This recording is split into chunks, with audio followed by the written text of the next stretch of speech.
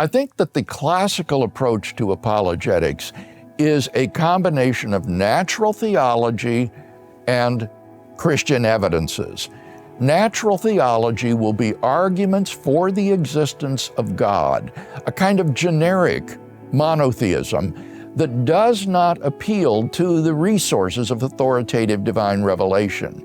And then Christian evidences would be the project of proving that this God, established by natural theology, has revealed himself in Jesus of Nazareth in a specific and special way.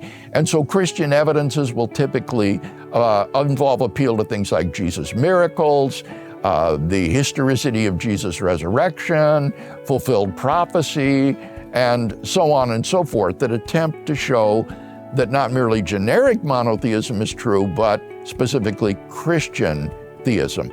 And so this combination of natural theology and Christian evidences constitutes the classical approach to Christian apologetics.